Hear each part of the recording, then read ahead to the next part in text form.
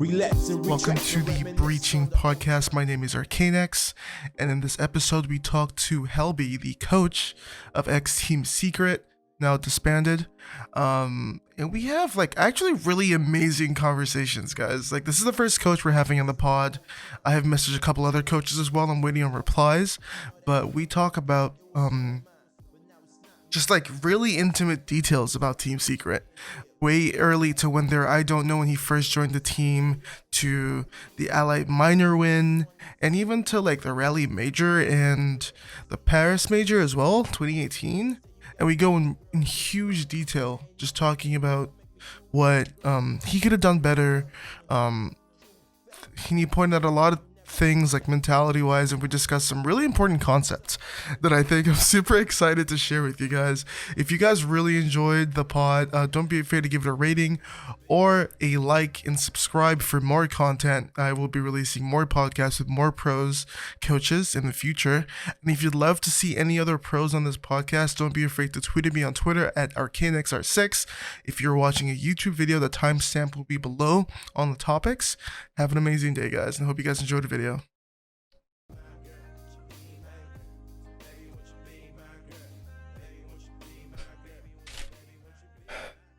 Okay, yeah, welcome to the podcast.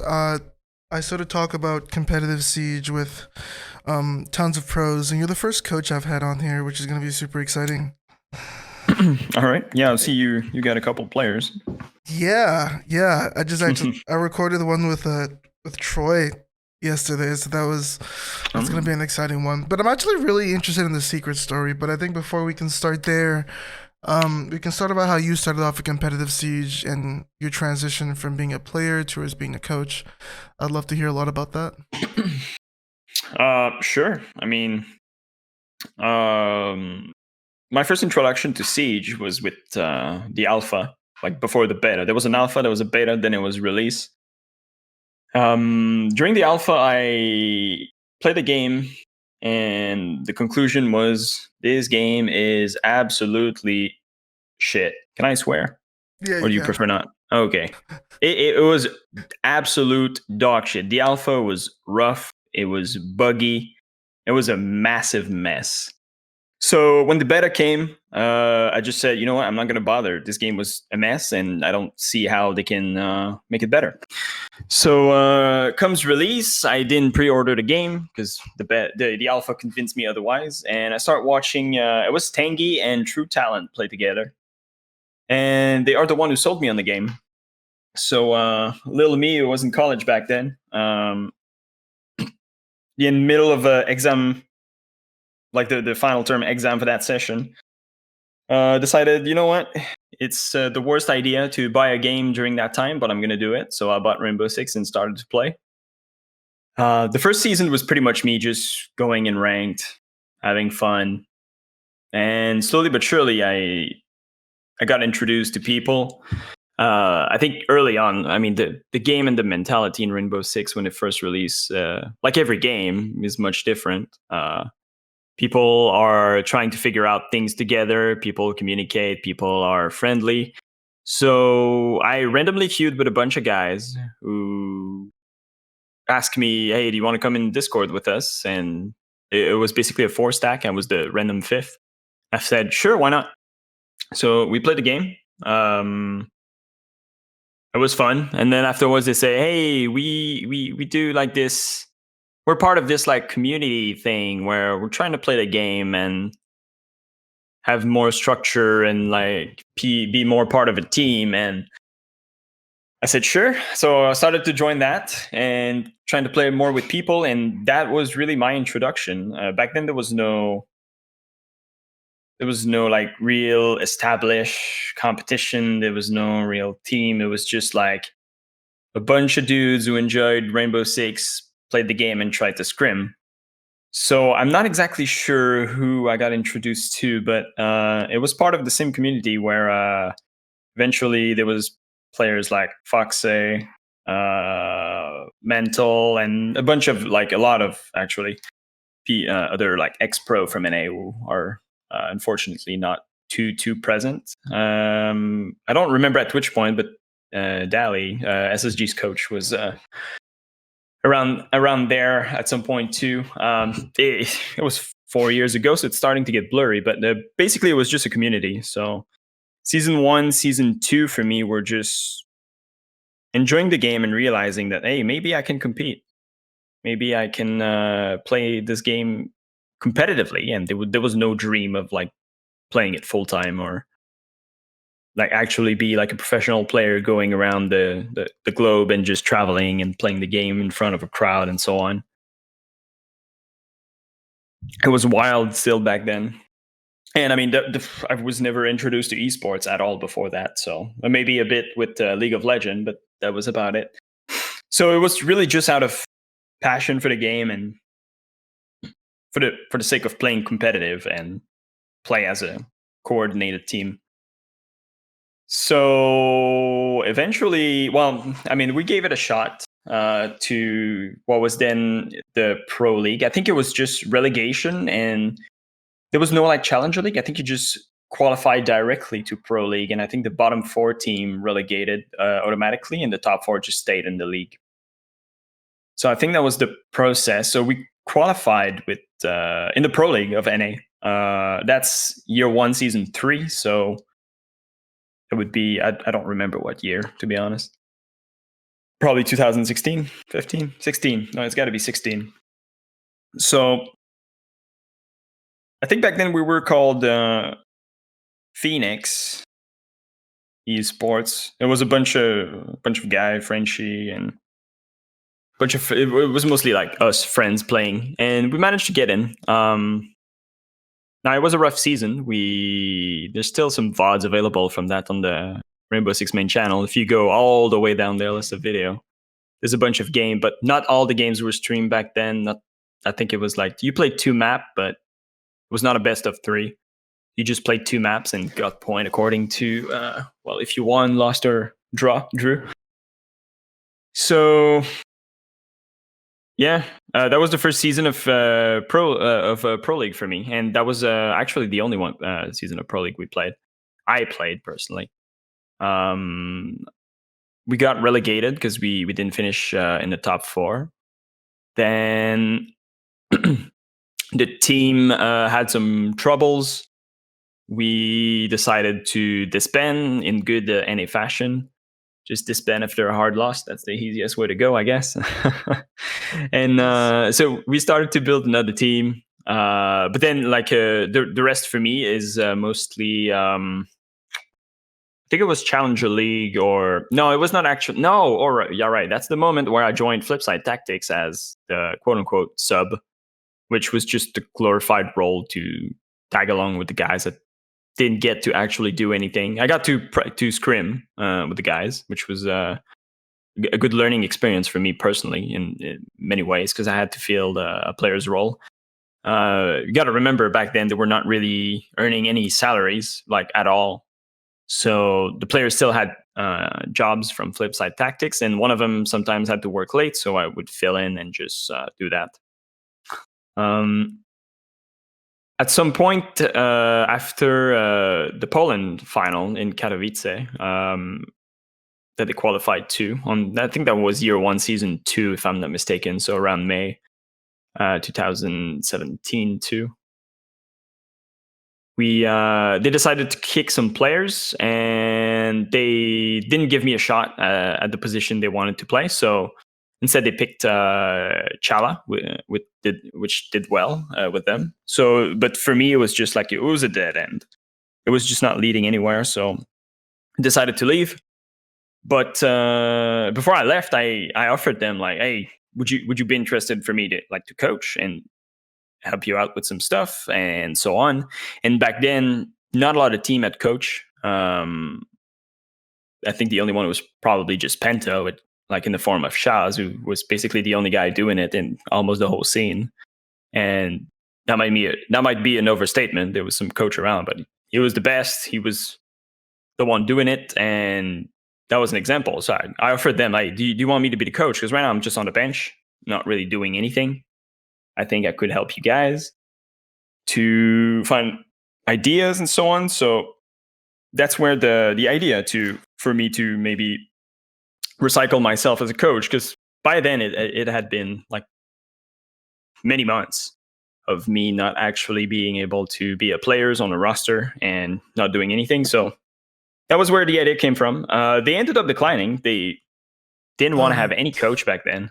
So I just left and started to play with a team called, Vertical Gaming, not the Vertical Gaming that was in Pro League, but Vertical Gaming picked us up. The OG would remember the name with Who was on the roster? King George in it. Okay, the King George one. No, it's not a King George one, but the team had King George in the team and so on before, I think. It was it King George one? It's been a while, man. It's been Maybe so you can long. refresh on me. That's 2017. No, it was the pre-Rogue. Was it the Remorse one? It was the Remorse one. Yeah, so basically the one I joined was there was Remorse, there was Bio, Bio and the Chief, who are in NA Pro League right now. Gotcha, maybe? No, that was after me. It was me, Remorse, Achieved, Bio, and Sorvin. Right? I don't remember, man. It's been so long. But that team, basically, we were in Challenger League. We did well, but we failed at the very end. And after we failed, well, they decided to kick me, and that was it for me for a couple of months. After that, I just there was no really anything that I felt I could do. So I just kind of took a break took a break because I had no offers, not because I was not interested in the game anymore. So I just I kept playing, I kept doing stuff, I kept talking to people, but I was not really part of anything for a couple of months. So I got kicked in, was it November, October of 2017? And from that date, I did a bunch of things. I tried to expand on my college degree with some other class. But I ended up getting a job in a bank, working with a friend who offered me the job since I was not really doing anything at that point. So I took the job, and I was just away from Rainbow Six. I was still paying attention. I was still involved in some things, but I wasn't doing much. So that's from November to when not secret. It was, sorry, I don't know, to when I don't know picked me up. So in the meantime, when I went to Poland with the Flipside Tactic guys, which is Pojo, Zilch, and the guys from Now Dark Zero, so Hot and Cold and Mint, I had to pay everything from my own pocket. I was not really officially part of the org or anything, so I decided, you know what, I'm just going to go to Atlanta and I'm going to go talk to people. So we're back a couple of months now. But the point was for me to talk to people, get introduced so they could put a face on who Helbee is, and really just, get introduced to everyone who was there. So that was the thing. And looking back, well, I guess that worked because I started to talk with people.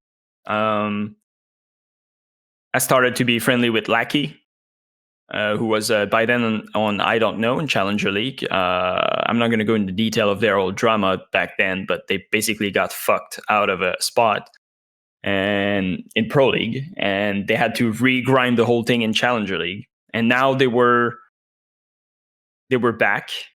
They were doing well in the Paris major qualifiers, and they were looking for someone to help them with a coach position. So me being I was playing casual games with Lackey and just being around, and I decided to propose myself. I was like, hey, I see you're looking for an analyst since Farrell got picked up by G2. Would you be interested in testing me out? See what I can do, see how I can help.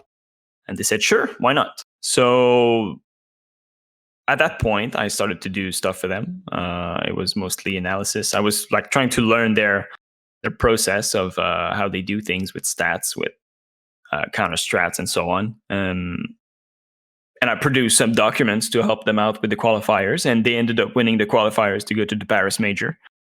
And after that, they were happy. they just asked me pretty much, hey, do you actually want to join us? We're going to Paris, so if you want, you're coming to Paris with us. And I was like, hell yeah, I'm in.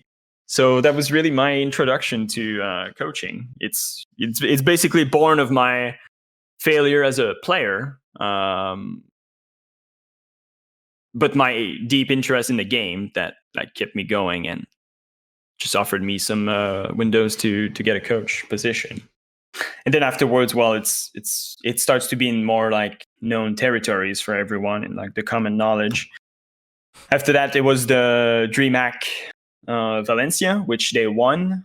Well, I mean, I was part of the team back then, and I also did some work. So I guess I was not physically there because we had no orgs back then, and I couldn't afford to just like fly myself there for 2 days.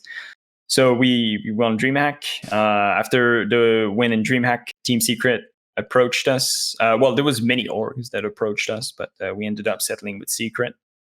And yeah, I mean, from there, I think I don't think everything's How do you feel like the coaching role has evolved since like the first time you joined? I don't know till like right now. Like, how do you compare both like the work you did for that team at the time? at the time. It was more of an like more focus on analysis.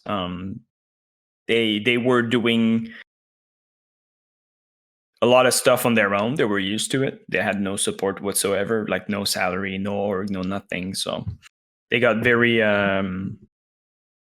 self-sufficient with a lot of things. They were doing their own stats, figuring out their own band themselves, but that's what they wanted me to take over. So that's what I did. I just they had a very rough system to figure out what teams ban what teams plays, what map, and so on. So I took that. I took over that. Initially I kept doing it the way they were doing it, which was basically like a list um, in Excel. Well, Google Sheets, and you had to read it. It was not clear information. It was just like basically information line by line, and you had to read it and try to make sense out of it. So it was rough, but that I did that for them for a while until I got tired of it, and I was like, I could probably streamline this whole thing with like a very minimal amount of coding that I had experience with and some macros in Excel. So that's what I did, and now it's what I've been using ever since. But that allowed me to transition the role into something more versatile, because back then they just wanted me to do strats and counter strats, but I ended up slowly moving towards a more quote unquote coach position. So it was during scrims giving like live feedback on how we should play, what we should do, what they should think about, what's our weakness. Even after the game, sometimes like showing clips of our scrims, like this is what we did, this is how it's wrong or how it's right, and like just pay attention to that for this and so on. So for me, it really evolved because it used to be like more pure analytics, but rough. And I got to pretty much just develop my own tools to like streamline a lot of things and work on a mix of coach, analyst. And even like in the last, I would say, year with Secret, it was more like coach, analyst, and manager. So I just took on more and more responsibilities. That's pretty dope. I'm sort of curious. So after the it is Paris, it is though, but it's exhausting. I wish we could have afforded like and to then put someone else on a payroll, really, because yeah, I'm actually gonna talk about that as well because like you being the coach, and I think they had a performance. Secret had a performance coach. I think late. So yeah, apart from both of those, we had Rousty with us, who I don't know when we got him on board, but he was someone Funkers knew from his personal life, but also his other experience with other team in the Finnish community, pretty much. And he was helping the boys with everything outside of the game. So like stress, if they're worried about something, how they can fix problem and so on. Unfortunately, Rousey was not on the payroll. He was doing it from the good of his heart, man. It's like insane what everything he did for like basically free and just gratitude. Compared to the six major Paris qualifiers where you said you helped um the team get through the qualifiers, when it came to the actual six major Paris 2018 in a LAN environment, how was that? I'm guessing that was your first major coaching experience with the team. Yeah. So that was my second LAN experience because I went to Katowice with Flipside, but with Yeah. Flipside I was mostly like just there. I didn't get to do much. It was basically vacation for me just to see like how a LAN is, and like I said, just introduce myself, Wasn't that put a face on my name, and so on. So that was really me taking opportunity and spending money. So hopefully, like I would get something out of it. how But was coaching that, like Paris, the Paris major LAN? the Paris major was exhausting because I didn't exactly know what I was getting into. I had like no previous LAN experience, and even DreamHack Valencia. Well, I did it from home, so it was pretty much the same for me. There was there's a 6 hour difference, so there are 6 hours in the future, but like that was the only difference for the LAN. It didn't really matter. I had plenty of time like at night for me and during their time of like when they sleep to work on things and figure things out. So Paris was just a lot of preparation, like because you want to get into the tournament, you want to get ready, you want to already have everything settled for every team you're most likely going to play in the like near future. So let's say the first like the team that are in your group at the very least, because you don't know how the groups will go after that. But so we had like a lot of that prepared, which was a grind that I learned to do. You guys After placed that, second in that group as well. yeah, we did right behind Rogue, if I'm correct. Yeah, you played Rogue twice. Yeah, those were good games, man. Those were good games. But what I was going into is it was also it was a learning experience first, but also we were playing one of the last game. I don't know if it was the last or the one before the last game, but anyway, just means we were playing super late, like during the day. But because the venue was super far from the hotel we were at, it was a good 30 to 45 minutes, depending on traffic, away from the hotel.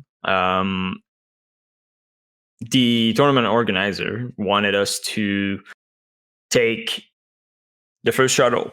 The first shuttle in the morning. It was like at, if I remember, 9 or 10 a.m. So we had to stay there between 9 to 10 a.m. in our practice room for a full day until our game that was like at 7 p.m. So Crazy. that's 8 to 9 hours to just like stay around and not really do much and scrim and practice and just trying to get ready for the next team.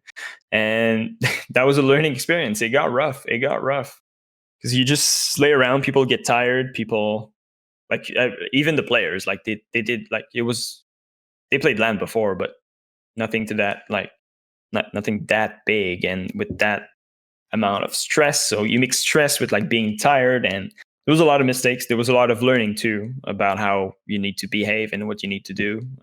You need to take care of yourself as a player, or just as an individual, because it's a grind. And 9 hours just sitting around, just waiting for your game. That's exhausting. With like the stress on top of that, it's just exhausting. So there was a big learning there. But also the fact that we played the last game means we spent the whole day preparing for the teams we were about to play, because that's all that matters. Like the game afterwards doesn't matter if you don't win the first one, so you just focus on that one. And that caused us to focus on that, but during the day we were not really focusing on anything else than that game. So the game is played at 9 p.m. It ends at 7 p.m. It ends at 8:30, maybe 9. So now you need to get back to the hotel, which is another 30, 45 minutes away.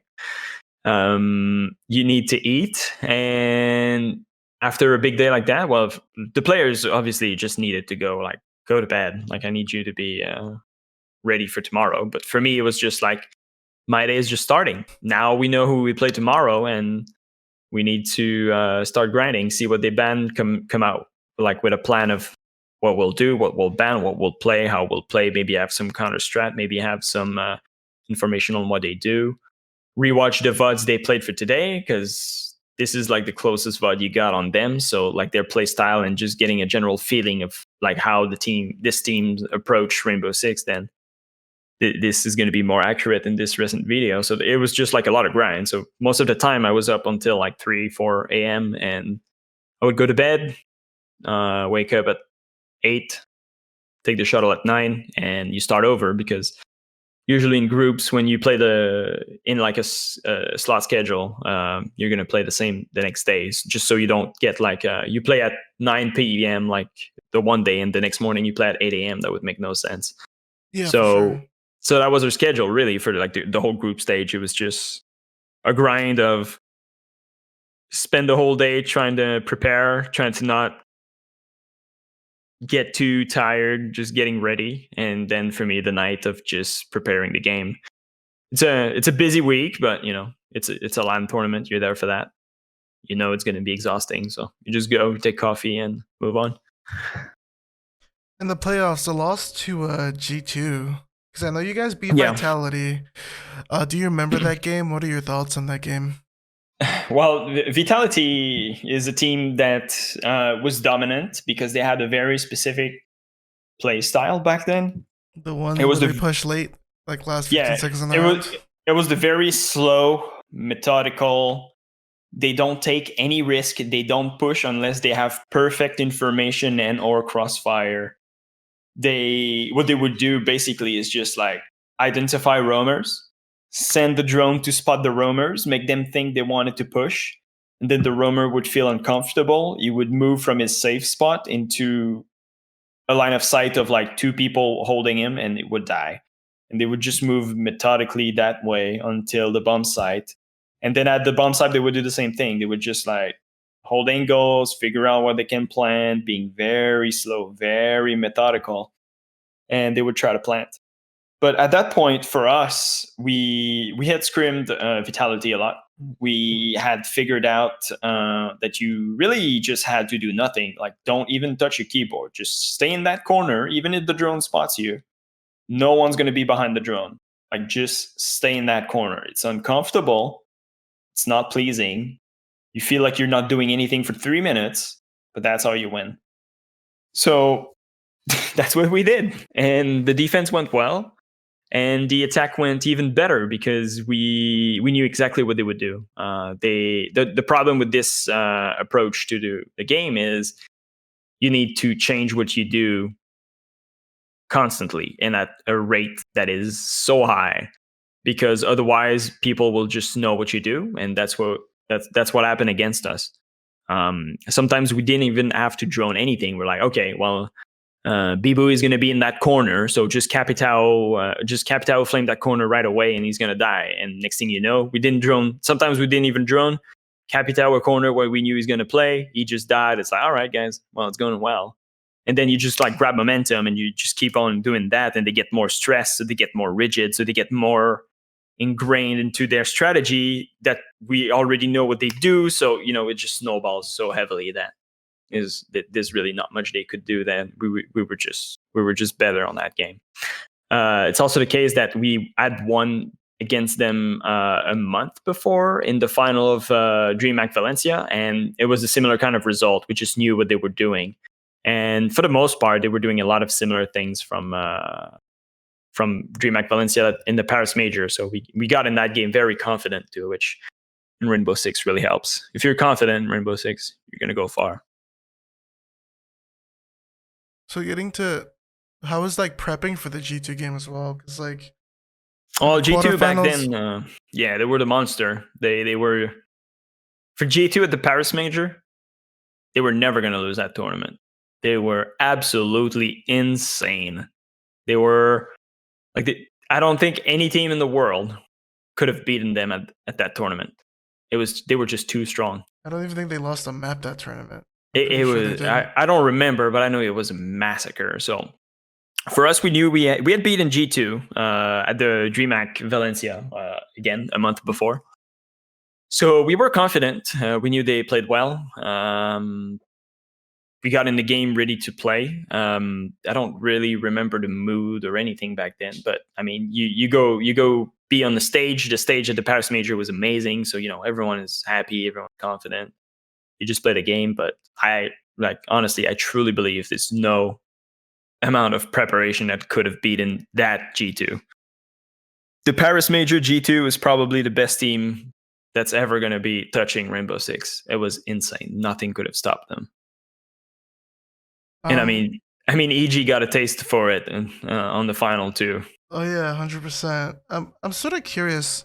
You got to be behind your team, in the Paris Major. Mm-hmm. That was probably your first time like doing like timeouts and stuff. Were there timeouts in that tournament?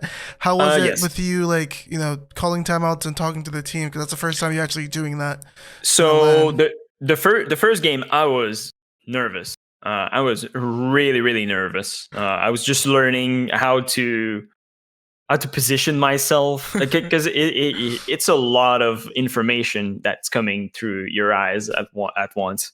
So the way it's set up, and it started from the group stage, so I'll go there. The stage is basically the same thing, but there's a crowd in front of you, which doesn't really change anything. It's just more things to look at, I guess. But so the group stage, you're in your room. There's the desk where the player plays, and you're behind them.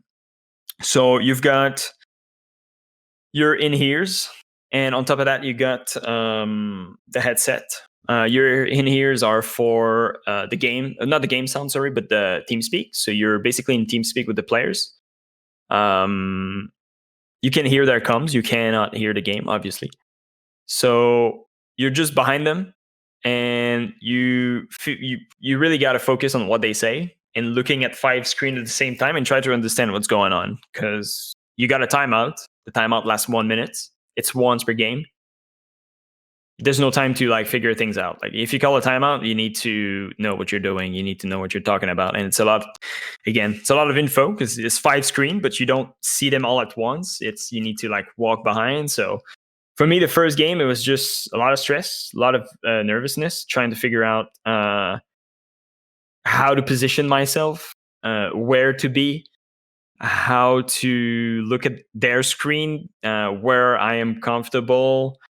Also, just how can I own the stage or the place, because basically you want to own it. You want to make sure you're comfortable, this is your place. And early on, it's also stressful because there's some admins over around there, so you don't know what you can do, what you can't do, and so on. So the first game was a real learning experience, to just how to call, how to behave, how to be, where to look, what to do.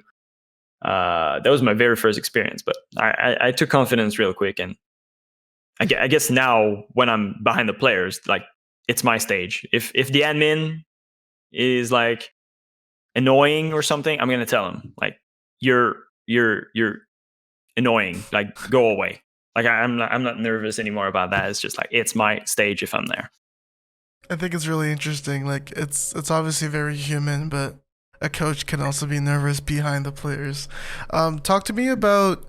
I mean, on that note, it's hey, I think you're even more nervous than the players, because when the game starts, you can call a timeout, sure, but you can't really do anything anymore. It's completely out of your hands almost, because you can't talk in game, you can't communicate, you just got 1 minute per game. That's it.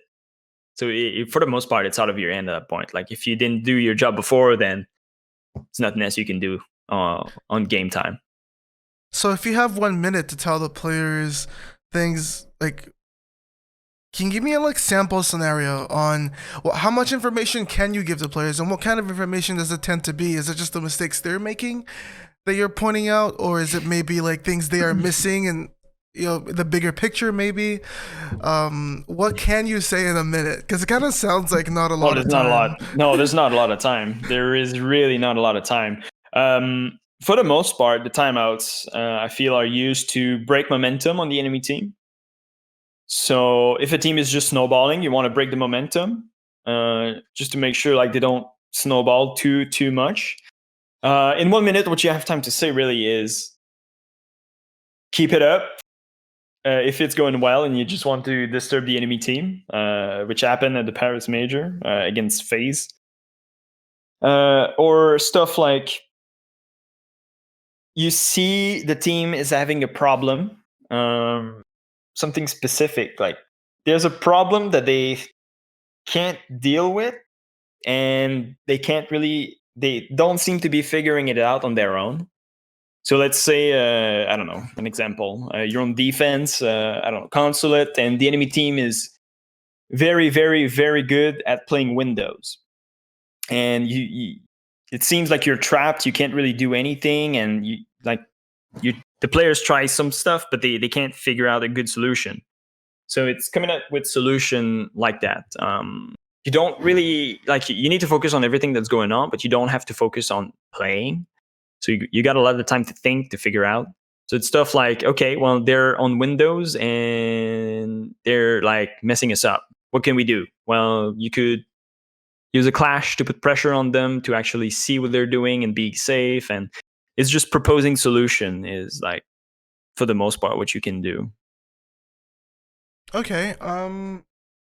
So after the Paris major, or like coming out of the major and losing to G2, what were the team's like thoughts or mentality coming out of that? Were you guys satisfied with? Obviously, no one's satisfied with losing, but um, you guys are getting into the Pro League season, like season 9 after that. So coming just out of the Paris major, what was the team mentality? It was it was good. Like we were sad that we lost to G2 just because we knew we could beat them, and I don't think like anyone on the team thought they played to their absolute best, but also didn't play like super bad. Like I said, I don't think there was any team that was going to beat G2 at that tournament. So I think every player felt it. It was really something else. But the mentality was good. I mean, they basically got fucked out of Pro League. They grinded Challenger League. So they went from literally nothing, losing everything, to being signed under a great org, being at the very first major, making it to top 3 at the very first major on their first try. It was sad losing, but skies was the limit. Like we were just getting started. There was there was like there was no negativity. It was just like, guys, it's looking really bright in the future. Like it's gonna be awesome. Let's go back home. Let's finish the tournament. Let's go chill with the fans and sign stuff and just enjoy the venue, enjoy Paris a bit, and go back home and let's get back on the grind. That was really it. That was really it. Like Paris Major was a blast, I think, for everyone, and everyone was happy when it wasn't like when it finished. Even though obviously you want to win it. For sure. This might be more of a technical question, but is there any lessons you guys took from maybe like even the G2 loss or even the Rogue loss in the moment that you felt you maybe elevated your game or helped you guys in the next events maybe? Yeah, the rogue loss was hard because we knew we could play better than that. When I think the first rogue game was really it woke us up for this tournament because we got in the tournament like really comfortable. It's like, hey, we just want a minor. We're fucking great. We just want a minor. We're gonna play that team. It's called Rogue from NA, but EU is much better than NA, so should be all right. And 6-2 Villa.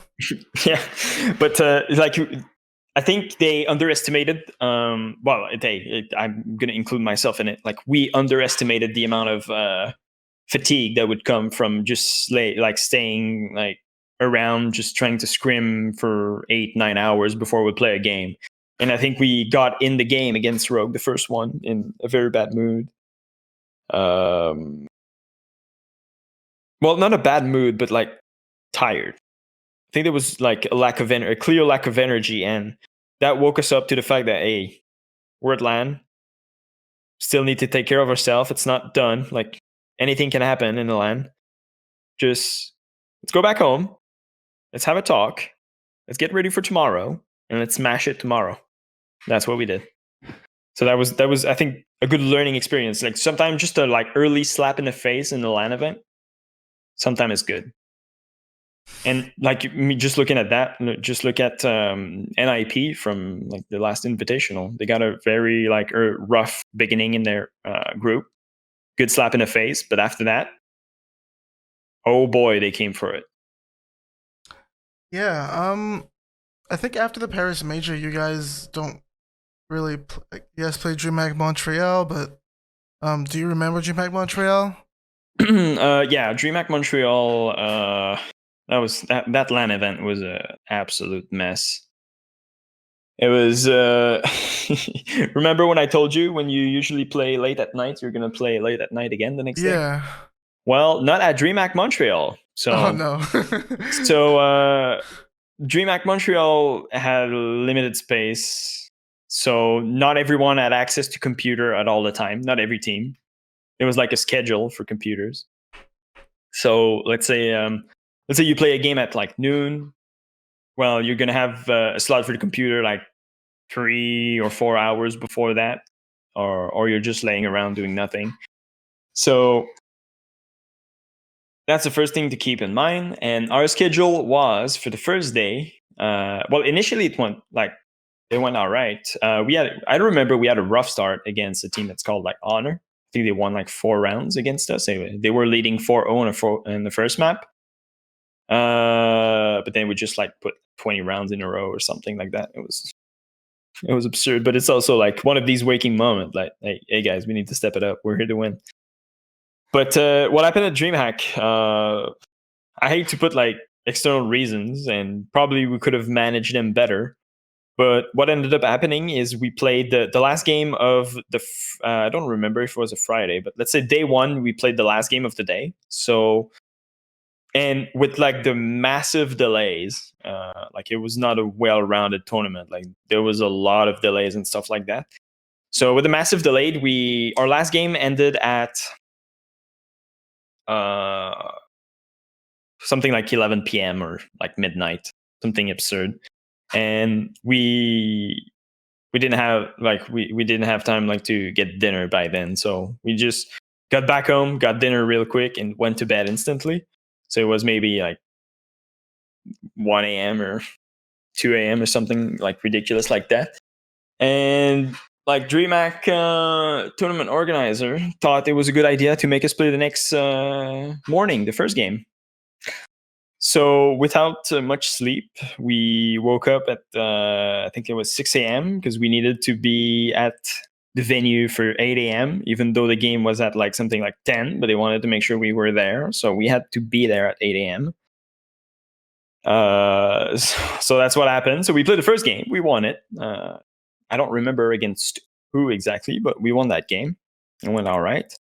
And then tournament organizer is like, yeah, well, you're just gonna like not do anything until 7 p.m. And now it's something like 10 a.m. It's something like 10 a.m. at that point. So it's That's so long. ridiculous. So we basically didn't have to do anything until 7 p.m. And well, we didn't have a computer access to because there were reserved slots for the team that were playing in between. So we got access to computer maybe 2 or 3 hours before our game actually starts. So yeah, that's the kind of shit they pulled on us at DreamHack Montreal, which was fortunate. We probably could have managed that better, but it felt like we had like a much harder path than what we should have, like in better circumstances. So we ended up losing to SK, I believe. yeah, I think I was trying to figure out who they were then, but I think it was SK. Okay, so I think a month later you guys get to play in the Pro League Season 9, and this is obviously the Pro League that you guys got relegated from. Is it? Yeah, you were 7th place in it. Okay, because there was a season where we were 1 point away from qualifying to Rio and the Invitational. Yeah, was it this? I don't remember which season it was. If it was I think it was the one right after Paris. And Paris was in August. DreamHack was like September, so I don't remember how long the seasons were. I'm not super sure. No, we got relegated in spring, so yes, I think that would be the season where we were so close to Rio and the Invitational. Do you The remember? season right after. Do you remember this season? Like the details of it, the The mistakes you guys made? Because I that seemed kind of rough from an outside perspective. Like 4-10, 4-10 was like 4 wins and 10 losses. Seemed like really rough. I'm just sort yeah, of curious if there was like anything like what exactly was going on. Was it with it being the first pro league games? I don't know. I feel like Team Secret was not a pro league team at the start, but I think people had the expectation they would play at a pro league level. So I'm curious what happened are there. you? That's the season when we got relegated. You're talking Yeah, about, right? yeah. Okay, okay. Um,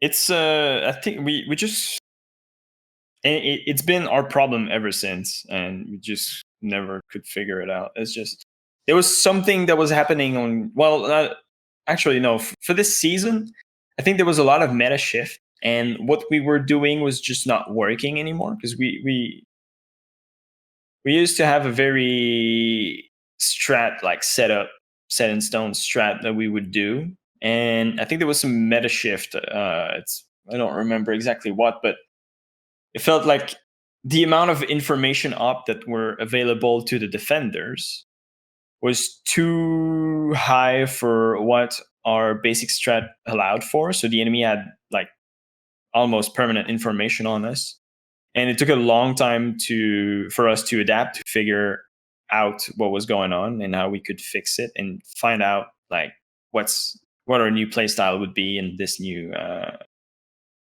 this new like quote unquote meta, because I think that's around the time Maestro got released and maybe Echo had a buff, but I'm not too sure. But there was a lot of problem in how we played the game and how we approached the game. So it probably took not probably it took us too long to figure that out. And mixed to we had some like game day jitters that came at some point too. You I think the general feeling was if we get relegated, we're probably going to lose secret and go back to hell that well for them hell that was being under no org in Challenger League, because you got to remember they had since they lost the spot because Snookin took over the other team that went on to be Chaos. Uh, well, Meepy, Lackey, and Leon just like lost everything and went back into Challenger League. So I think there was maybe a bit of fear to lose everything there. That like was just lurking in the back, and maybe there was like unnecessary stress that was popping up in these games to mix with our play style that was failing. So feeling of urgency that hey, we need to fix it ASAP, and not being as efficient as we should, and the season just went downhill from that. I'm sort of curious as a coach. At what point? How do you know that it is like the reason for like losing, or one of the reasons for losing is like game day jitters? How do you identify that? What are the features of What players? What are the features of players exhibit that make you like realize it's probably game day jitters they're experiencing? Like how do you well chalk it up to that? when you're in scrims and you smash absolutely everybody, and then you get on game day and you struggle to like make a coordinated push between two people, something's wrong, and like the only difference is you're on game day or you're not. And that has been a problem that has been with us for a long time after that. Like in the CL season after that, we had some of these problems too. And I don't know if it's game day jitters, because I'm not convinced they're like just stress, but there was something happening that we could never identify on the game day that was just not working. And like I'm talking, like I mean, I guess it's easy for me to identify that because I'm with them in scrims, listening to comms every day. Like every day, I know how they behave, I know how they talk, I know you almost get a good sense of how they're feeling on that day. And Like on game day, sometimes there's like on scrim day, there's like jokes. People are happy. They make push. They come up with solution. They let's try this strategy, or hey, I have an idea. Maybe we can change this to get that. And then you get on game day, and there's like long moment of silence where they just like seem to be in their head thinking, and you're not really sure what's going on, but like they don't come up with as much solution. We're too rigid in our strategy. There's a lot of markers that you can identify like that, but it, it's not so hard to identify when you spend so much time like watching them play. So you just know it.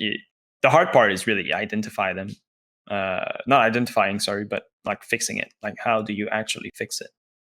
I'm A lot of curious work with has to this. be done from the players. Like the players they need to figure out why they're not the same on the game day. The best you can do is just help them. Like maybe you should try that. Maybe you try to have a routine that's the same from scrims. Like if you spend 2 minutes warming up in scrims, then why do you spend 5 hours warming up before your game on game day? And like I'm probably exaggerating, but there's like Ooh. there's there's something to it. Like a lot of people sometimes just like they on scrims they just come up like 2 minutes before and get ready to play. And on game day they just like scrims for two not scrims but like they warm up their aim for like 2 hours, and then what do you do during that 2 hours? Well, you get yourself a little bit tired. You stress because you're entirely focusing on the game that's coming. So you stress, and that's tiring too. And there's a bunch of things going on. So sometimes it's just trying to identify like, what do you guys do before the game? How can we fix it? And so on. But it's mental, not mental problem, but it's a problem that comes from like how you feel it and in your head pretty much. So it's never an easy solution. It's over Yeah, time. it doesn't even sound really easy to fix as well. Um, you just gave an example with the questions you asked like about like the way they practice before like scrims versus before game day. Were there any other questions or strategies you tried to employ to try to find a solution to that? Because it was literally, the clock seemed to be ticking at least in that season. There were tons of losses. Were there any were there any strategies you try to employ to sort of fix that you can speak on, or that the team employed in general? And man, in that season, it's been a while that season, and we've had so much problems since then. So um, that season, I think that season what we were doing, I don't think we've like identified quickly enough that what was exactly the problem, and I think it was like I said, I think for that season it was like a lot of meta problem. Like we were not approaching the game properly or as efficiently as other teams, so we just got like outpaced when it comes to meta and how to play. And I think we took too long to identify that, and the seasons are not like that long either. So I think we just like completely missed the boat on that season. It was a shame and probably a big failure for me to properly identify it. Uh, but yeah, that season was rough. I think it was rough for everyone involved in the team, and it's also the season where we lost Stiz because we got relegated to Challenger League, which means like it meant for us anyway less salary, which means Stiz could no longer really support himself too much, so he decided to keep going with his study instead, and you had to make a choice then. So we lost a player, and then you lose a player, you need to replace him. It's never easy. I think the sort of highlight to that was like right after that, you guys get invited to the Allied Minor, It and was Vegas, yeah. you guys go to win that. So how was the Allied Yeah, Minor run? What was the attitude heading into the run? Because that's fresh out of relegations. yeah. What were the That's goals for that? Was it just? I feel like it was a do or die run. Just like, yo, let's just go and like literally it destroy was everybody. it was definitely a do or die run. After we got relegated, I think what happened exactly? We were the team was there. Oh, I don't remember, but I don't. I was like, okay. First thing, I don't think we should not have been invited probably in the Vegas minor because the registration for the minors back then were, if you're in pro league, you have day one. You can fill a form as fast as you can, and first come first serve to fill the form is invited to the Vegas. So I filled the form, and apparently I was a bit amongst the fastest. And because of probably bureaucratic error, we were still considered pro league, so I could fill it on the first day instead of filling it on the second day like other Challenger League teams, um, which was lucky because if we did not fill it on pro league day, then we would not have been invited because the minor, sorry, would have been completely filled, and we would not be able to get a spot. So that's the first thing. We got super lucky to be there. We got super lucky to get Secret to want to pay for it because obviously they're the one paying for travels and so on. We just had been relegated, so we were not sure to begin with if they wanted to stick around and keep supporting us for being in Challenger League. Back in the days, there was not a lot of support in Challenger League, and most team that got relegated just lost their org, and that was it. So we felt very lucky back then just because of that. And on top of that, they wanted to pay for travel, so we went there. We just had a roster change, which added Farrell to the lineup and Funkers. It was really a do or die. I think everyone went there like, of course, you always want to win and so on, yada yada. But I think the general mood is like, we're lucky to be here. Let's just play. Let's enjoy the game, enjoy ourselves, and see what happened. So that's the mentality we got in the tournament, and like fairly certain. Fairly certain there was also like we were vulnerable then too. You got relegated in Challenger League. Our contract with Secret ended in like August, so this tournament was in June, July, something like that. Don't remember, but it was around when our contract was due to like expire with Secret.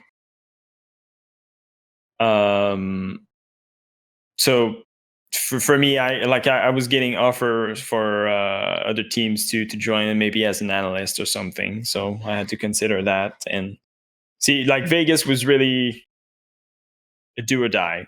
I don't actually know what would have happened to the team if we didn't win the Vegas, because winning Vegas gave us the major spot in Rally. So that keeps you busy for a little while, because now you have something to work on. You have big projects to work towards. If we didn't win Vegas, I don't know what would have happened. I don't even know if Secret would have kept going with us. Maybe they would have. Never actually talked about it with them, but so the mood was really. I don't think do or die is the right way to put it. It was just really, let's have fun. Let's enjoy the tournament. It could be, for some of us, the last one in a while.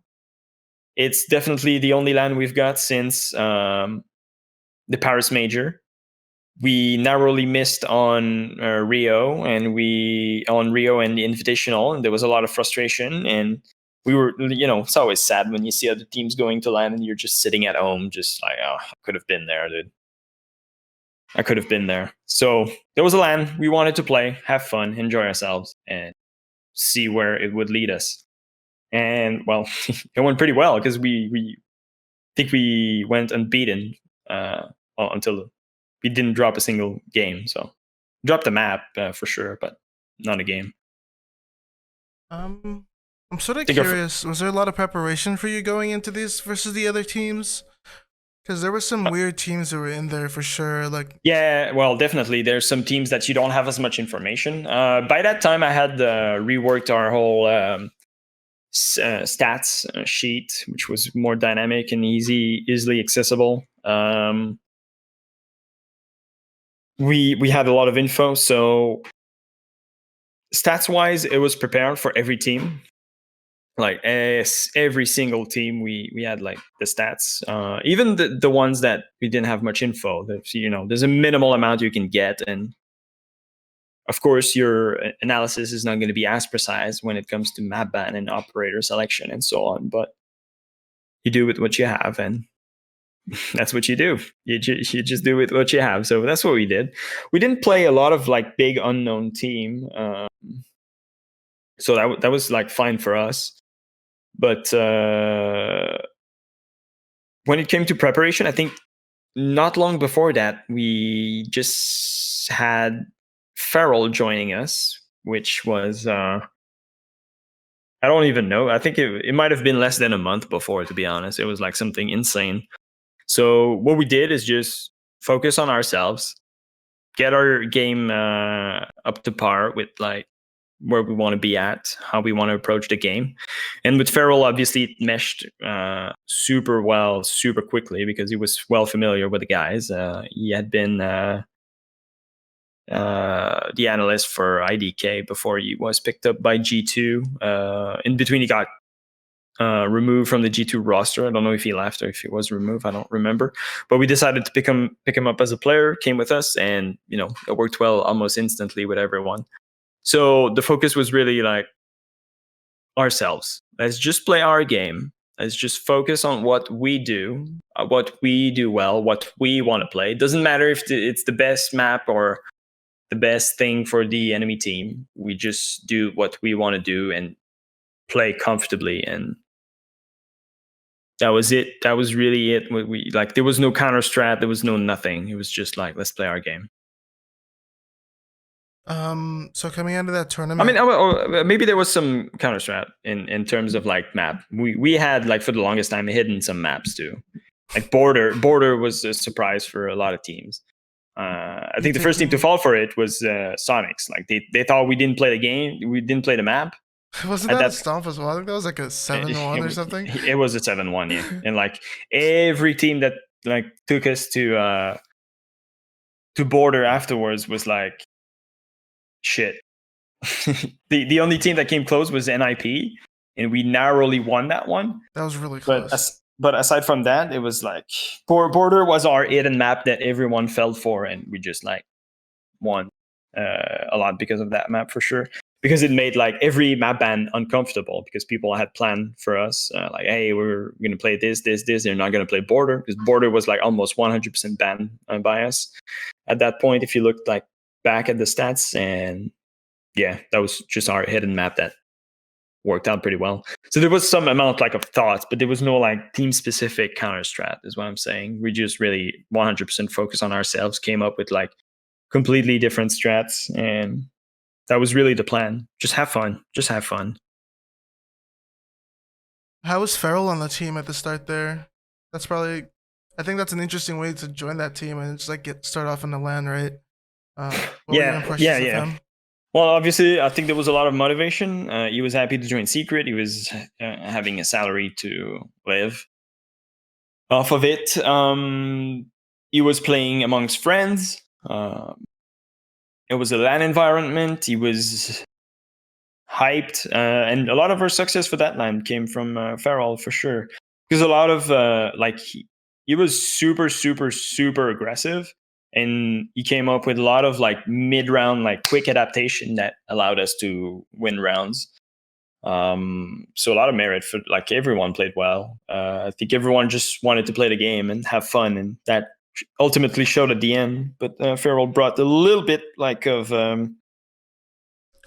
this little element of craziness that we had for this LAN. This little like craziness that's hard to deal with, and aggression, and I think that gave us a big edge over a lot of team,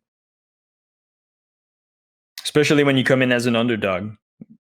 Like you might not expect as much like aggression and gunfight and so on, and probably a lot of team underestimated us at that LAN. So coming in as an underdog also probably played a good part into us winning it. Compared to the last schedules of DreamHack Montreal and the rest of the schedule, I'm guessing the schedule was a lot better as well. That was a lot better, yes. Like the organization from the Allied Miner was fantastic. It was so good compared to every other miners that I've seen, heard, or experienced. The Allied Miner was the best. It was just plain and simple. When it came to like crowd and so on, there was not a lot, but the way they did it is basically there was a stage at the front, and then in front of the stage on the ground level, they just put like computers for every single team that was there, and there was a lot of team. But every single team had their own like station where they could play and like had access to computer almost 24/7.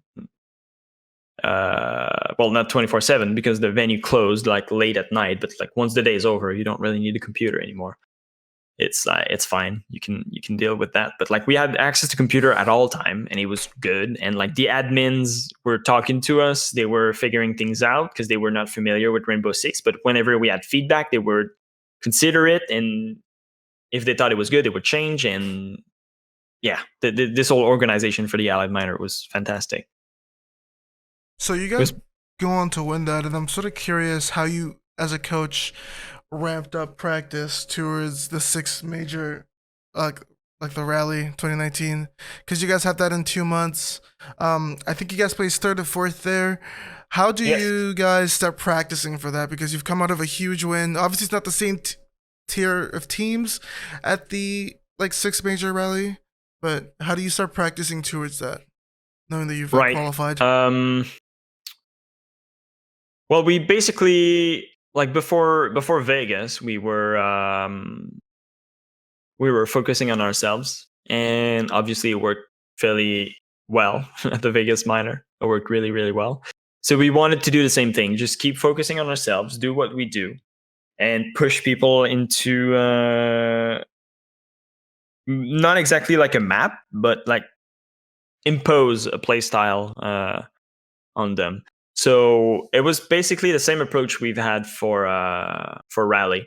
Now, well, the teams at Rally you have much more information on. So when it came to map picking and so on, it was easier. We figured that out pretty well. The confidence was high, so we were scrimming.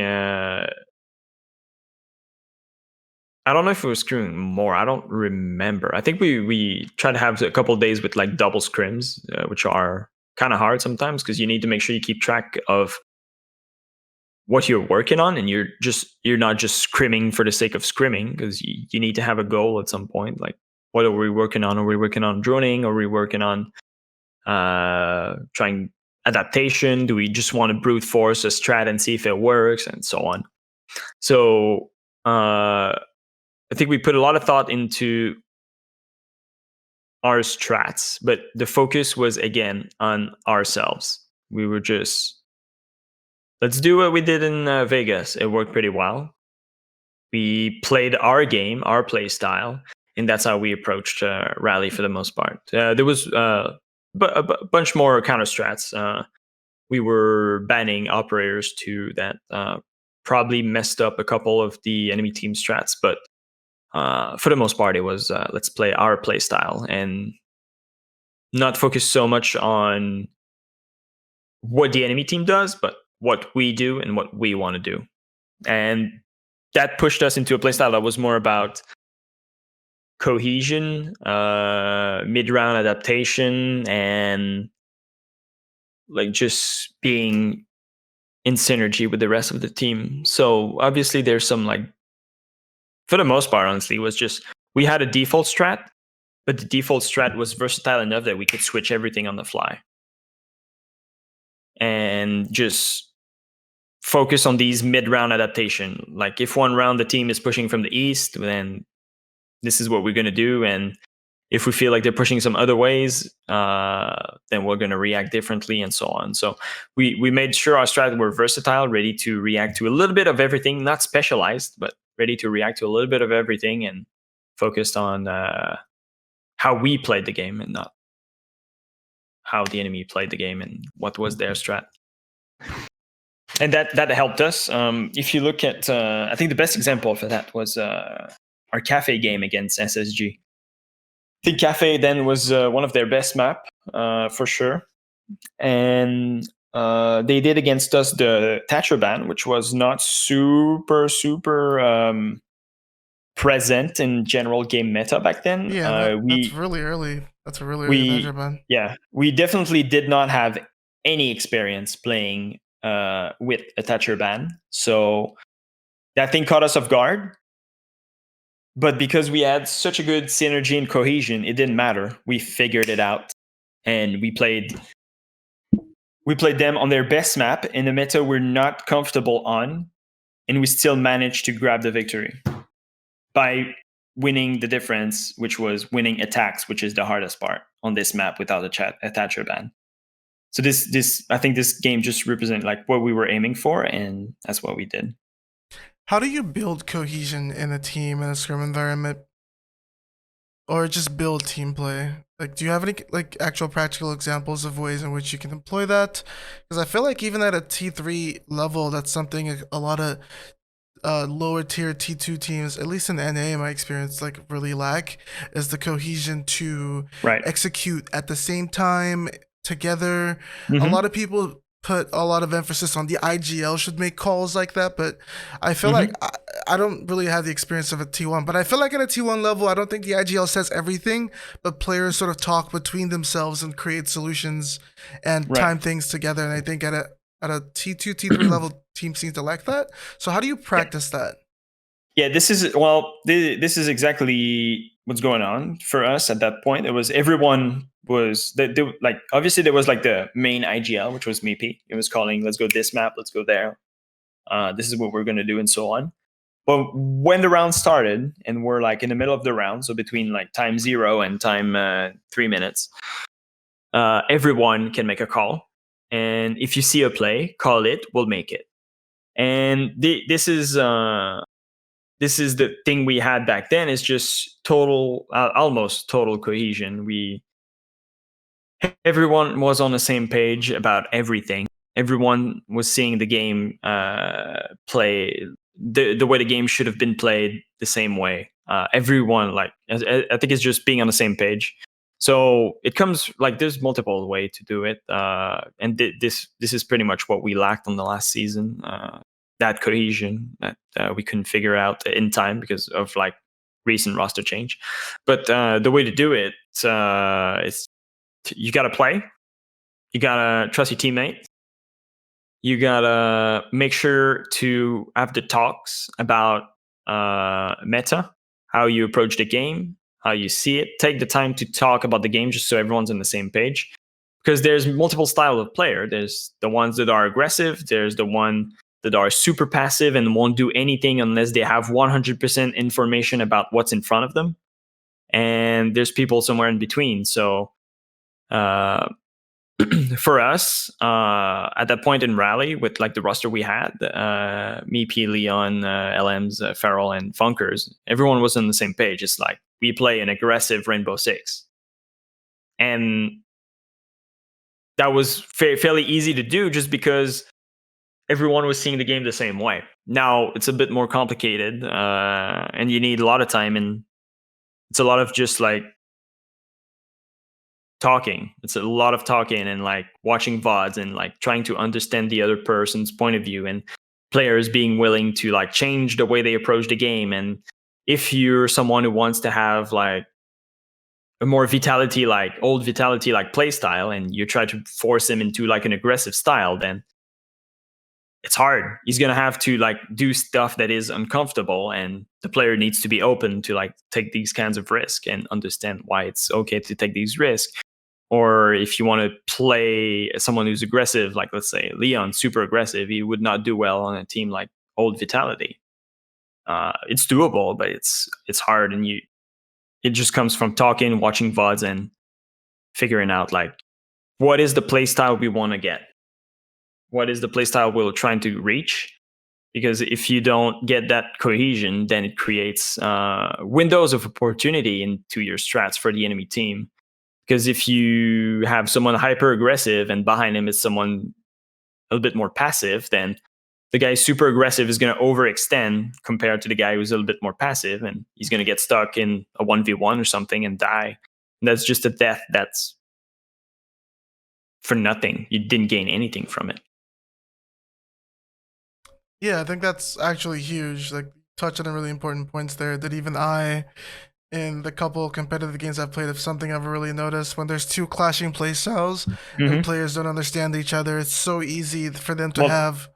that was our problem in this last season of CL. It's just we had like roster change for the invitational qual, so that's fine. It's just one player. You can like play around him. 4 people are still like meshing well together, and you can put 4 players to play against one. But then we changed. Farrell left, so we had to change someone 3 or 4 weeks before the CL season started. So you want to get him up to pace with like the strats and so on. So that takes a lot of time, and we just couldn't get like the cohesion back on because Blast was more of a passive player, while Eunice was like hyper aggressive, and me, P, Leon, and Funkers are somewhere in between.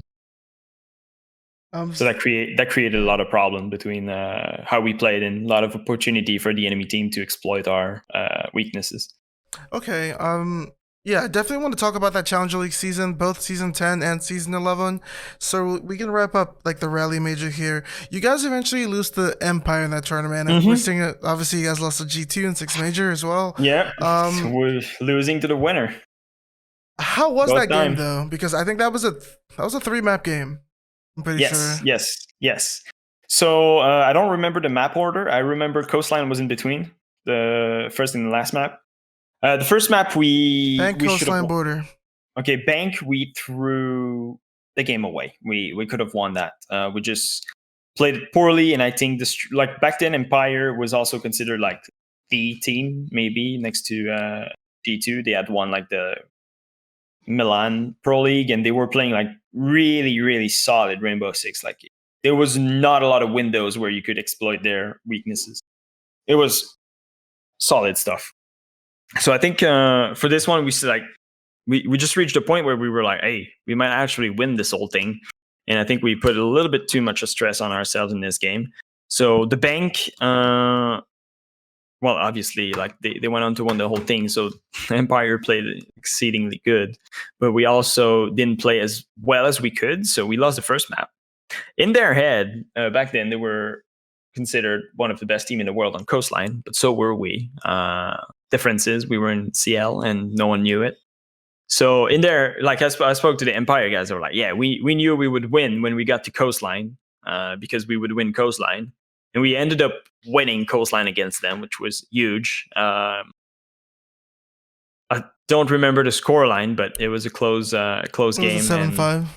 7-5, yeah. So it was close, but still like not as close as it should have been, knowing it's Empire and it's their map. So that map was a hype for us. It like put us back on track, but I think the last map we just probably lacked energy a bit. I think I think it was Clubhouse, right? The last map was Border. Border. You guys lost 7-3. Yeah, no, the last map was not good for us. I think we I don't remember, but I think we had some troubles with Border. Weirdly enough, because we had done so well in Vegas, but maybe I don't remember exactly what went there, but like they just dominated us on the third map. I remember, and that was it. Yeah, that was it. We should have won 2-0. That was our best shot. Border was we should not have went to Border, but yeah, again, it is what it is. You live with your mistakes. I definitely think Empire at this point we're in like a huge sweet spot of some sort. Can you explain to me as a coach what it means to kind of counter strat Empire when to the outside perspective it seems like they do the same thing but get away with it? How does someone get away with the same thing if you know they're not going to change? Well, that's why Empire was good, because while they were doing the same strategy, what they did between point A and point B, which is like spawn and let's say like between spawn and like planting the bomb, is different. So they were really good at patching up the holes in their strategy. So let's say you get an early pick and it's back to, hey, well, they're attacking, you're on defense. You get like 2 early picks, it's 3v5. They were exceedingly good at patching that hole in their strat and be like, okay, well, now we need to get back the numbers advantage. So they would like do something crazy and just get back the numbers advantage. And then they were like, all right, well, we got the numbers we need. Now we're going to go back to the strats and plant. And that's this part. Like the plant strategy and the initial strat was always the same. But how they adapted in between to reach their goal of planting in like X corner was how they were strong. And Yeah. that's Huh. super hard to deal with. And that's why people, like, it's the same reason people were having trouble dealing with us in Vegas and in rally. It's because while our strategy were probably known, what we do in between to reach the end goal was always different, because it was dependent on what the enemy team is doing, what's in front of us at that point. And that's why Empire was also dominating, and it still is. Maybe less so in the last season, but that's how they've been dominating. Is just they would constantly like micro adapt their strategy to fit and work against the people that was in front of them. I definitely admire their cohesion. I almost, I Mm-hmm. I Oh almost feel yeah, like the amount, like a huge way they get to do that is just because they play so much together, even in just a ranked environment. They just know how to right. flex and Mm-hmm. problem solve, and I think a lot of teams like lack that. A lot of teams when they're Well, down one, that's probably the end of the round for them. right. That's also a thing about cohesion.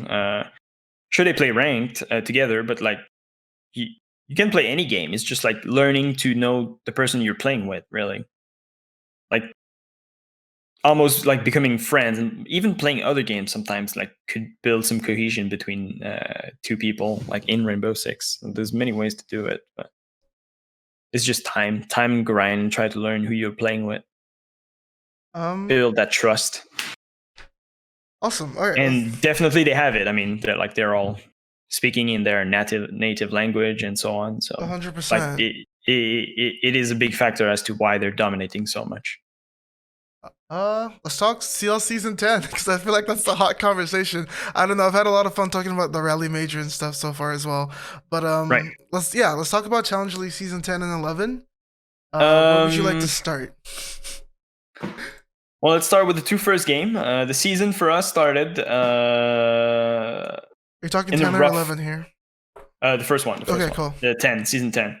So our two first games. It's the format. The format is absolutely fucking garbage. But at the end of the day, you need to play the format. So it's our mistakes. It's the same format for everyone. But that caused some problem for us later down the line, because we had a rough patch for maybe the two first game. And it just so happened that the two first game of our Challenger League season was against Force and BDS, if I remember, or something like that. It was against like two of the top three teams. Yeah. So what ended up happening, we lose and draw against BDS and Force, which meant it was impossible for us to catch up with them ever again, unless they massively fucked up against any other team. So a rough two first play day for us meant the season was over, pretty much. Unless BDS or Force massively fucked up against Which it didn't look like they arguably inferior would team. because they were Yeah, like, exactly. Exactly. They were not gonna fail. Like they were just better. Like well, there was four teams that were good in that season. Were not good. Like it's not like everyone else is bad, but like there was four dominating team, and it was Force, BDS, or Glass, and Secret. And that was it. So like for us, it became at that point impossible to catch up unless they started to like massively throw around, which, like you said, was not looking like they were about to do. So before after the two first play day, it's like it was. Well, I mean, I say it was over. Like we still gave it a shot. We still tried to work, win, and fix our things. But for the most part, it was over then. Like knowing the future result, there was nothing we could do to catch up, just because of the format of the league. BDS and Force definitely played really well that season. What do you feel like was it with with BDS? I know people seem to chalk it up to Shaiko, and I guess you've played with them or against them enough to tell. Like, is he really like some soul powerhouse that can bring it back that much? Like, is he like some simple of Siege, or any other? Uh, That they have a strong support system that helps him get the kills he gets? well, he's definitely like aim wise. It's like you're not gonna win a gunfight in a 1v1. Well, I mean, I say you're not. You will, Well, but like there's more. Like let's say it's not a 50-50. it's skewed towards him because he's got a good aim, good reaction, and so on. So he really is just a talented individual when it comes to aiming and so on. For the most part, he's really playing his game. Like there's 4 people and there's Shaiko, and like the 4 peoples are a lot playing like their game, trying to figure out stuff. Sometimes droning him in. But like Shaiko does what Shaiko does a lot. So that's how he's good. Like I think honestly, sometimes I wouldn't be surprised if he muted himself and just like listen to like the game and just like boost the volume into like until his eardrum bleeds and just like listen to everything. Sometimes it seems like he hears shit that like no one else hears. So and that's also like why he's good, because then like if he hears stuff that no one else is here because he's boosted the volume so much, then he can do his thing. And since you're playing a little bit alone, then you don't always need to be 100% coordinated with the rest of the team. And that's how he's doing like massive kill, like when he did at DreamHack. Was it like 23, 24 kills or something? Yeah, that was DreamHack Montreal. Mm-hmm. That was So you ridiculous. see that's a lot of kill, and yeah, he's just a really good player. Just a really good player. When you're playing versus them or counter striding them, do you even put Shaiko into like how do you?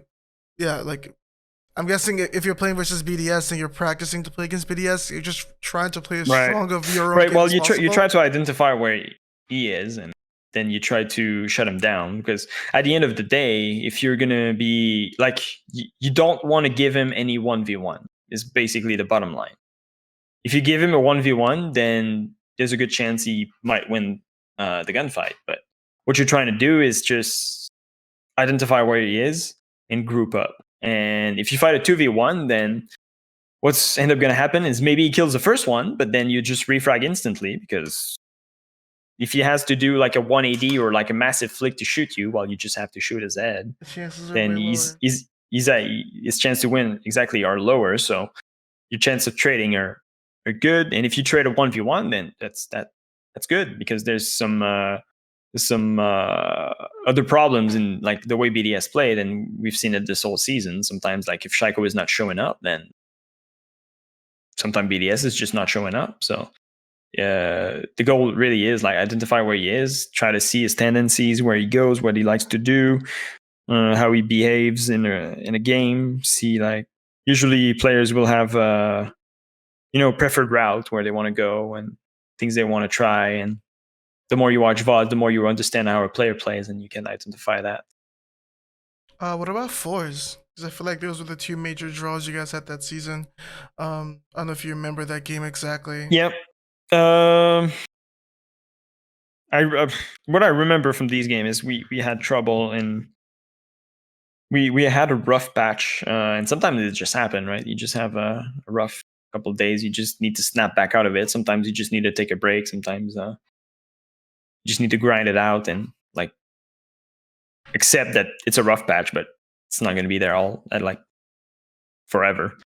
But Fours played really good Rainbow Six. I think it's just solid. It's something similar to Empire, since they also have players from Empire. So, similar play style in a lot of ways. But without being exactly the same, it's a similar idea behind what they do. And they just really good player together. A lot of cohesion again.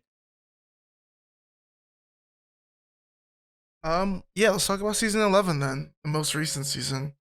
There was a ton of roster changes this season, and I feel like when there's more than one roster change in a team, it almost hurts a team's identity. And there's almost no definitely time did for us to rebuild or at least like create a more solid foundation. Right. You had to work with like a really sketchy situation there. How did you at least try to figure it out? Yeah, so it started in the invitational qualifiers. OGA Pit, we kicked LMs from the team, and we decided to pick up Eunice. So that was one roster change. For the most part, we put him like on Eunice role. So like everything he's comfortable on, we're like, just play it. We'll play around you. And that led to pretty good result at the invitational qualifier, even though we ended up losing against BDS. it was a good tournament. I don't think anyone was seeing us like that far into this group, beating G2 and so on. So that was still a good showing. It was looking good for the Challenger League season that was coming.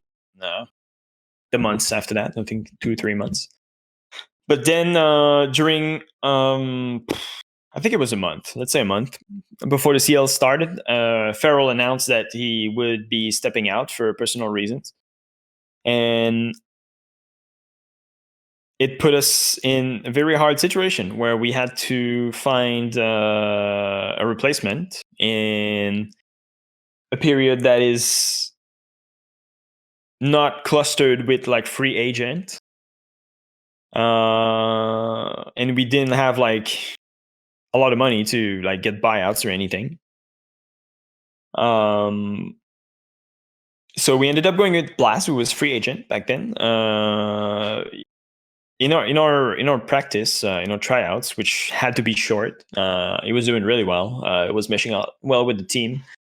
But what ended up happening is I think we had an identity crisis at some point. For a couple of weeks, it went like super well. I think everyone was just like trying to make it work. But after the first game against DK, which went horribly wrong, I know a lot of people like to say, meme about like stealing strat and so on and VOD and so on. But we just like played so poorly on that game that it wouldn't have mattered if they had like counter strats or anything. So after that first game, I think it just like sparked the, oh shit, we need to figure it out. And everyone wanted to push their own play style. So we had Eunice super aggressive. We had Blast more, a bit more passive. Instead of pushing, it would be like, let's drone. Whereas Eunice would be like, let's push.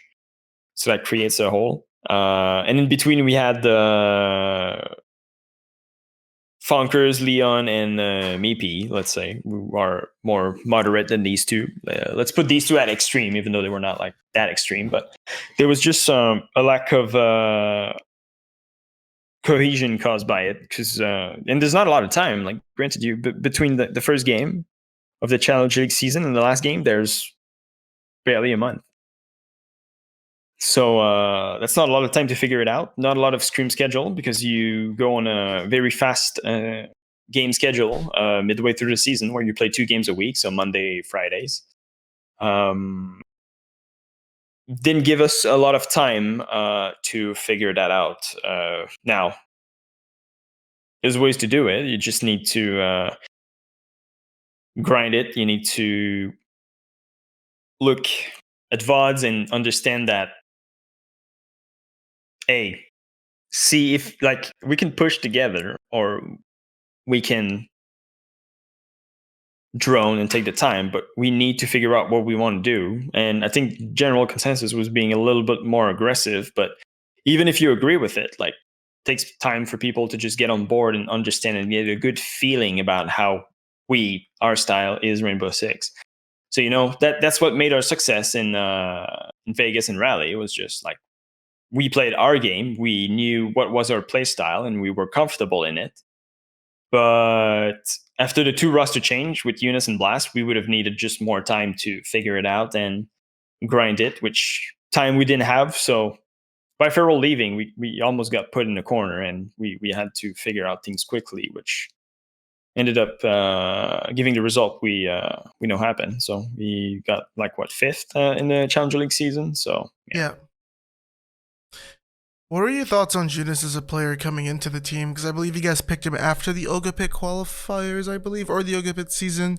Yeah. So after the OGA, we had we kicked LMs, and we needed to find someone quickly, because the week after, or like very short amount, like, again, it's like both of our roster change happened so quickly. We had to just bring people on board like ASAP. So after OGA, we got back home. We put Eunice on board in like a week or 2 maximum, and then the qualifiers started for the Invitational. And it was good. It was good with Eunice. Bring a lot of experience. He's very calm. I guess it's just like bringing experience to the team. Well, you know, Meepy, Leon, and like no one on the team was really inexperienced, but you know, Eunice is still a two-time world champion. So that's also a different experience, different way to approach things, and different vision on how to play the game. And at that point with us, it worked well. It was refreshing, and it was a pleasure to work with him. And I'm sure for everyone and the team would say the same. You got the team with me B from the beginning of like I don't know till the end of Team Secret, and I was just curious your thoughts because I know you said at some point he IGL'd. I'm not sure if he IGL'd throughout the Mm-hmm. whole team's Yep. history. Yeah, for the most part, like the way we rolled for the most part was Meepy was the main IGL. He was the one. He was the one with the final decision, but everyone was free to make call outs, and not call outs, but make or make plays. Like if they see something, and that's something Farrell was really good at. It's like he's droning, he's watching other people's drone. It's like, okay, guys, there's a weakness here. Let's exploit it now. And then in an instant, it was just everyone was on board, everyone was ready, and we just push this weakness together. So, you know, at the end of the day, these kind of decision needs to like be more fluid, and everyone needs to come up with them. It can't be like one man's job, because otherwise, this guy who needs to do everything needs to constantly be on drone, and you're basically playing like 4.5v5 if the enemy team is not doing that. Looking back on the season, like yes, you have your. I'm guessing what you had in hand was not like the best situation, but what do you think you could have done better as a coach to salvage that? Do you think there's anything, or do you just feel like that was just the way it was going to go? It's it's hard to tell, because like the feeling for everyone was really we got put in a corner for that season. There was a lot of things we wish we had control over that we didn't. So like roster change in the last minute. Even before the Challenger League season started, I had players that were approached by other pro league teams and wanted to offer them a spot before the like CL season even started. So you also go in a game with the mentality that, hey, like maybe we make pro league, but you know, I could have a spot in the pro league team right now, and my salary would increase like between 3 and 5 times, like in an instant, and I would be in a pilot program and all the benefits that come with this. So think we did the best with what we got. We didn't have a lot. We had a lot working against us to like make us fail, and it's hard to tell. If I need to force myself into making a decision like that or coming up with something, I think it would be maybe spending less time in the scrim with them and just more of third person view about how we play, and coming up quicker with like a solution, and like just be like, let's not scrim today, let's just make sure we're all comfortable in the playstyle we get, because at the end of the day that's really what messed us up at the end. It's cohesion we didn't have, because there was different mentality about how we need to approach the game, and that really was what made us fail at the end. So it's, again, I wish I had more time. I wish we had like just more and less put in a corner. But this is really the big thing that everyone on the team we missed. Just get the cohesion rolling before anything. Because again, if you scrim and you don't have a clear goal about what you're trying to do, sometimes you're just scrimming for the sake of scrimming, and can cause like damage because people get frustrated, and then the frustration carries over to next scrim and so on. And there's like potential for it to snowball. And I think we ended up dealing well with like everything that was frustrating, but there was definitely like I think in the team sentiment of like there's a lot working against us right now, and it sucks, and just needed to like suck it up and do better. But we're all human. It's not always easy. For sure. Um, I personally believe getting to see Team Secret play at a couple LAN events and just seeing the performance in general, I feel like if that team had been put in a better situation, I had no doubts they could make Pro League, and I really hoped they Yeah. would as well. I would have For- loved the Team Secret skin. Oh man, me too. I thought Me it looked too. sick on like a DL85. I just felt like I don't The know. color scheme. The color scheme is Yeah, good too. yeah. Black and white, I thought it would simple, be clean. amazing. Do you have any words And about Team Secret, the organization, and them sticking through for uh longer than a lot of people expected? yeah, for sure. The organization was good. Especially with recent org sometimes that seems to have made some mistakes. Team Secret was good to us. It was easy to communicate. It was easy to get an answer to our questions. There was no problem with like generally anything. Like we you just asked for something, we got an answer. We didn't get trouble to get like our salary paid. It was just good. It was just good, and quite frankly, I'm surprised that one they stuck around for so long, and two that as players we survived this long. Like this team should have been poached to death long before this last Challenger League. Like there's too many great players in there for this, and I quite frankly I do not understand how we survived that long as a team. And maybe it's just because we like won Vegas and then rally and then there was a hope. But yeah, it's still a mystery to me that how we survived that long. Yeah, I guess I have one more final question on this, and it's not gonna be based on Team Secret. Uh, they just announced the Canadian division. Uh, Yep. what do you think about the announcements of Canadian players not being able to play in the US tournaments like Challenger League? I didn't take the time to read about it yet too much. I think it's if you live in Canada, you can't play in the US, but so you would need a visa probably, right? And you Yeah, could play in the US. Okay.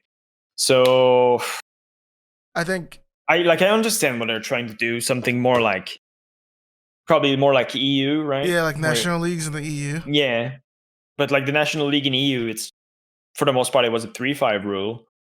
I don't know what they're trying to do with it.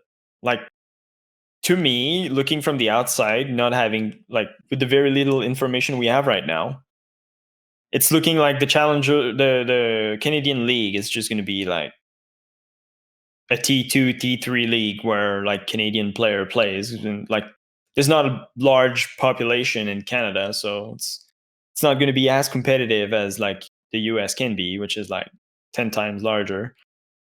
I don't know what to think about it. Like there's probably like I guess we'll wait and see, but my initial feeling is it's going to be T2 T3, not a lot of money, and if they get to land, they're just going to get smashed by the NA division. That's going to get all the money, all the support, and whenever a good Canadian player is going to rise up, and like, for the most They'll part, get we know pushed the really good kind of Canadian player, they're going to go get poached and go play in the 100%. US. So it's never going to be a league that it's going to be a league that hopefully serves some like player to get noticed, but it's never going to be like a big league on its own. I don't think so. Yeah, I really agree. I feel like what they're trying to do is build the Canadian scene by Right. investing into it, but I feel like they can do that with with their 1 foot in, 1 foot out right now, not fully Hmm. committing to having players um Right. just But it's like me right now. I'm trying to like. Obviously, we're done with Secret since the team disbanded, and like I got offers from like some Canadian like teams, but like for the most part, it's like, hey, we want to qualify to the Canada Pro League. We obviously can't offer any salary right now, but hopefully, if we qualify, there's going to be something. And it's like, yeah, well, I'm just gonna go like I'm gonna move to EU and play the regional league. Then there's like much more support there. Like if that was my plan, because like there's just no real support right now. I just don't see how it can become big and like really sustainable. But maybe I'm wrong, and hopefully I am. But Yeah, I hope I am too. I think this really hurts the T2 scene because Canadian players who were in Challenger League right. teams hmm It just have to. splits. Yeah, there's a huge split now. It's like there's a huge split, and like there's not a lot of people in Canada. It's like 35, 36 million people. Like the population of Canadian player is not big. And I don't think it's big enough to sustain like a big league with like top tier player for the whole time. And whenever there's going to be like one prodigy or something, it's just going to get poached and like flown to US on the other side of the border, which is, you know, 4 hours away by plane. It's nothing. So you just do it. Yeah, so do you have any final words for the Team Secret fans? Well, actually, wait, before we head into that, Team Secret stuck together for longer than a lot of people thought. Mm-hmm. And in NA, that's not a thing that really Yeah. happens. You got to stick together even through the worst, and eventually, like, the team, like, disbands, but I feel like you've got to experience the team stick together through what we can actually say is the worst of the worst.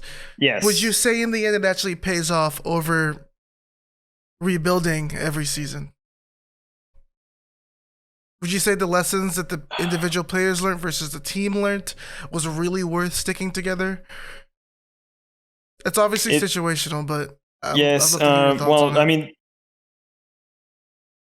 I was very critical of the NA scene when I was myself a Challenger League player, just because that was a routine, right? It's like just win, okay, good, lose, kick someone. That was literally what was happening all the time. And when I was playing in Challenger League again or without a team, that was my like criticism. Okay. It's like NA, like stop trying to roster shuffle all the time. It's bad. So I'm glad we were able to stick together in secret. Um, for the most part, our roster changed. Like a lot of them were forced. Like with all the roster, the people we changed, we only kicked two, which was Lackey and Elens. Stiz was a forced one, and Farrell was a forced one. Um, I don't know. It's always hard to say, man. Sometimes a roster change is needed, and like for us, when Farrell joined, obviously it was instantly like a success because he joined, and like a couple months later, or like maybe not even a month later, we win like a LAN event. So it really depends on the situation, and maybe I was probably too critical of it. Like obviously, like the team, like there's some people that just kick for like dumb reason, obviously. But at the end of the day, you gotta trust the team and what they do, and they play with each other every day. They scrim almost every day, so they know what they need. They're like in better place to know what they need than like the fans and so on. So they know what's up behind the scene, and like a lot of goes behind the scene. I mean, in all this time with Team Secret, there was a lot of moment we nearly disbanded. There's a lot of rough patch. I mean, just look at G2. They were probably looking at like kicking one of their player before the Paris Major.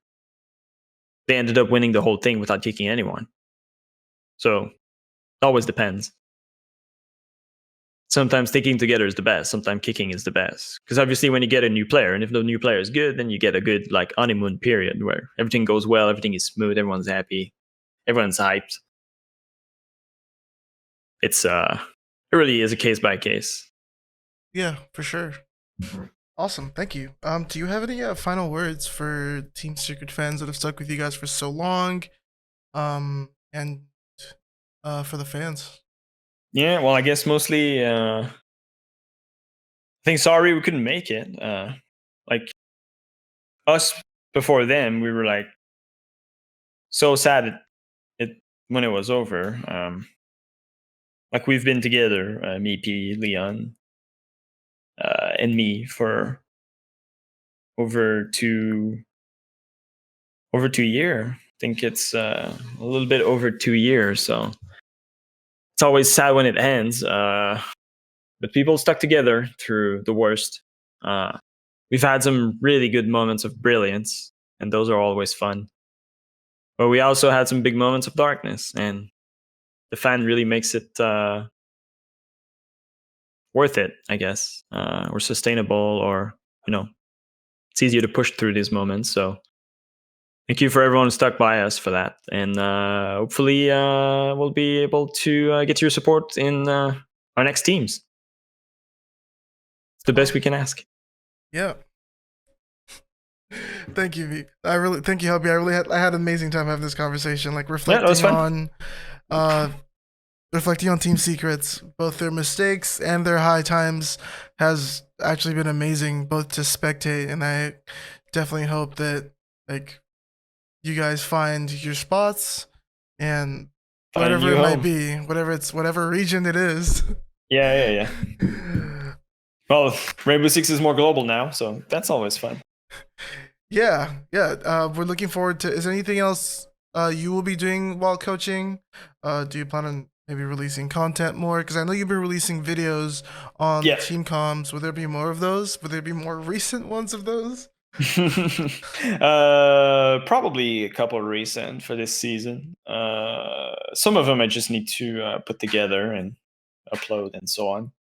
But I mean, this week for the most part, I wanted to take it off and just not do too much because the last 2 years has been pretty hectic. Like I said early on, I was basically like 3 roles in like one dude, so I ended up not having a lot of break in the last 2 years. But so 1 week is probably justified. But after that, I'm probably gonna keep pumping out some of these video for sure. I want to probably keep streaming, but for the most part, I'm gonna start working again on analysis in games that were played recently in Pro League, just to grow my portfolio even more while I'm not doing anything. And well, it's not that I'm not doing anything, but while I'm like looking for a new position on a new team. So that's what I'm gonna do for now, for sure. Awesome. I'm looking It's forward not to seeing over. what you release. It's not over, and you need to keep if there's one thing that's constant with Rainbow Six is the meta is constantly evolving. If there's one thing Never that's stops. constant, it's the meta for sure. If anything, thank you so much. I had an Well, amazing time doing this. thank you. Thanks to you, and that was fun.